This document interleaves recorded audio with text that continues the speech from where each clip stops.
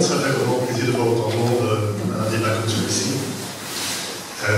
Pour répondre à la question qui a été posée, à savoir quel est finalement nos engagements ou notre préoccupation en ce qui concerne les questions liées à la transition, j'imagine que vous savez tous que l'écolo, dès sa constitution dans les années 80, a porté son attention sur ces questions-là.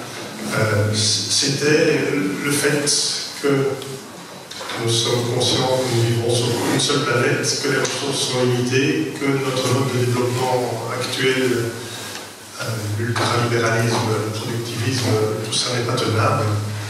Et que si on continue comme ça, que ce soit avec les changements climatiques, que ce soit avec la biodiversité qui s'effondre, que ce soit avec le creusement des inégalités toujours croissantes, tout ça, ce n'est pas possible. Il faut un changement radical.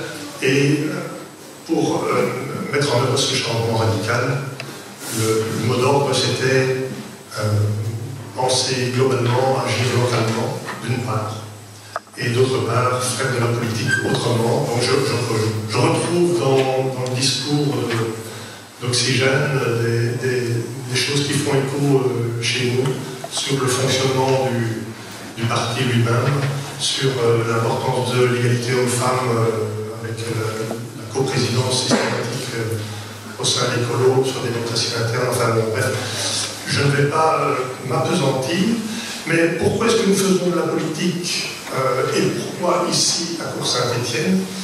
Moi j'ai été frappé quand j'ai vu le film Hungersheim que Tradition en cours a projeté il y a quelques temps, qui mettait en évidence que finalement, lorsque les manettes du pouvoir politique étaient aux mains de quelqu'un, d'un groupe qui a vraiment une préoccupation en la matière, il y a moyen de mobiliser les ressources de la commune, il y a moyen de mobiliser le personnel communal pour mettre en œuvre des actions qui ont évidemment une bien plus grande envergure que ce que les individus, les citoyens à titre personnel ou même les associations peuvent mettre en œuvre.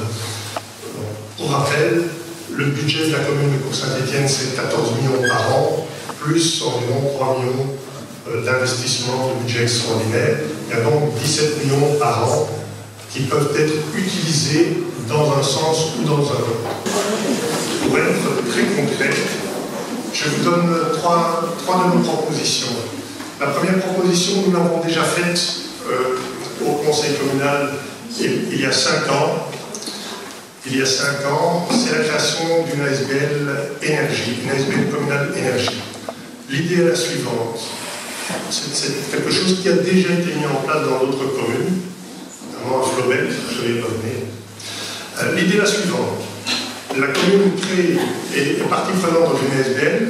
L'ASBL demande un prêt à une banque. Avec ce prêt-là, l'ASBL finance, par exemple, chez des individus, chez les habitants, un audit énergétique qui détermine quels sont les investissements les plus intéressants pour réduire la consommation d'électricité ou pour produire de l'électricité renouvelable. L'ASBL se rembourse avec les économies, ou une partie des économies d'énergie, ou avec les certificats verts. Et une fois l'investissement chez un individu, dans un logement récupéré, eh bien, on peut le faire ailleurs. À Flobec, par exemple, 35% des maisons de Flobec ont été équipées en panneaux photovoltaïques de cette façon-là. Les panneaux photovoltaïques sont un exemple, mais on pourrait bien entendu dire que l'audit, imaginez que l'audit énergétique mette en évidence que c'est plus le remplacement de la chaudière ou l'isolation qu'il faudrait mettre en œuvre. L'ASBL pourrait aussi, j'imagine, enfin, vous ne savez peut-être pas, mais sur Cours-Saint-Étienne, il y a quelques zones de la commune qui sont favorables au niveau de la cartographie des vents et au niveau de l'éloignement des maisons. Donc ce sont des zones qui sont favorables à l'implantation d'éoliennes. On pourrait imaginer l'implantation d'une éolienne citoyenne et l'ASBL pourrait prendre cet objectif-là en vue. On avait pris des contacts avec la banque, l'idée était acceptée. On avait pris des contacts aussi avec l'Institut Éco-Conseil qui était prêt à nous mettre un stagiaire éco-conseiller 6 mois qui aurait suivi spécifiquement ce projet-là. Voilà, mais finalement, notre proposition n'a pas été acceptée. Comme n'a pas été acceptée notre proposition d'aménager en cheminement cyclable le sentier 103 entre Faux et ici le centre de Cours-Saint-Étienne, en 2011, si ma mémoire est bonne, il y avait une pétition de 3000 signatures qui avait demandé la réouverture de ce sentier et son aménagement cyclable. Jusqu'à présent, à ce niveau-là, on n'est pas encore avancé, et en tout cas, ce serait notre volonté. Un dernier exemple que je vous donne, est plus dans le domaine du logement, c'est la mise au pied d'un Community Land Trust. Comme le nom l'indique, c'est quelque chose qui est assez courant dans les pays anglophones. Et la commune voisine de Tignes-Louvain-Neuve se lance dans ce projet-là. Quelle est l'idée? La commune, via une fondation, acquiert des terrains et reste propriétaire des terrains et permet à des candidats bâtisseurs, propriétaires, de construire sans devoir payer le terrain. Le terrain reste propriété du Community Land Trust. Et en plus, l'engagement des propriétaires, une fois, si imaginons qu'après un certain temps ils veulent revendre leur maison, ils ne peuvent pas en tirer une plus-value exorbitante liée à une évolution du marché immobilier.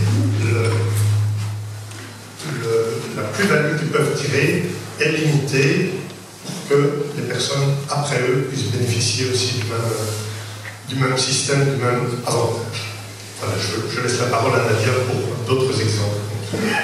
Est-ce qu'on peut juste faire circuler le chapeau pour récolter vos questions écrites, en sorte qu'on puisse commencer à faire un choix et il est à son but. Merci. Les exemples que je vous ai parlé de Chamilly, par exemple, nous pourrions, au travers des exigences difficiles dans ce marché public, favoriser le local, la production locale, la production en bio, notamment pour les repas dans les écoles, les repas qui sont apportés via le CPS à nos concitoyens. Tout ça s'inscrit dans un grand processus de démocratie vivante et la participation citoyenne est pour nous quelque chose de très concret et de très vivant. Nous souhaitons vraiment que ce processus participatif soit mis en place pour les grands enjeux, notamment le développement territorial, la mobilité, les objectifs zéro déchet. Je vais vous citer quelques exemples, il y en a d'autres bien nombreux. On sait que les associations, les communautés sont très très fortes à Cours-Saint-Étienne. J'ai été heureusement surprise ou épanouie devant tous ces succès. Et donc, le rôle du politique, c'est d'être catalyseur et d'être supportif et de pouvoir mettre toutes les énergies et créer cette synergie. Dans cet objectif, nous souhaitons attribuer un budget de 100 000 € par an qui serait dédicacé à soutenir ces différents projets. Et ce seraient les citoyens qui auraient l'occasion de voter et de supporter les projets qui leur semblent les plus opportuns pour le bien-être et le bien-vivre à Cours-Saint-Étienne.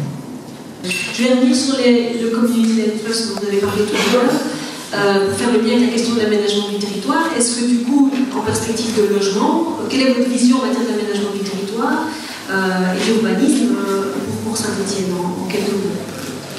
Mais nous partageons l'option fondamentale de densifier les centres, comme le bourgmestre l'a évoqué. Donc, néanmoins, nous sommes partisans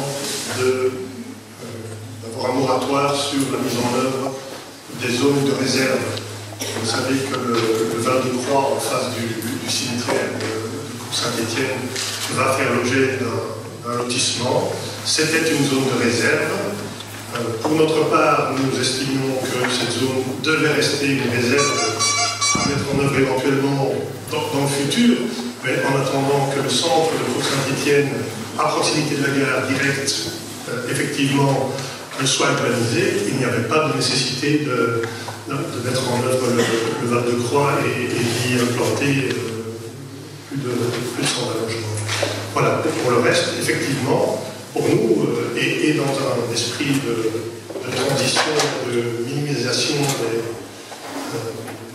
de l'énergie nécessaire, c'est en densifiant les centres qu'on peut y parvenir pour réduire les coûts, mais aussi pour préserver ce qui fait quand même l'attrait de notre commune, c'est-à-dire le caractère rural d'une grande partie de la commune. Si nous voulons éviter l'étalement le long des axes entre les différents villages, c'est cette option-là qu'il faut choisir.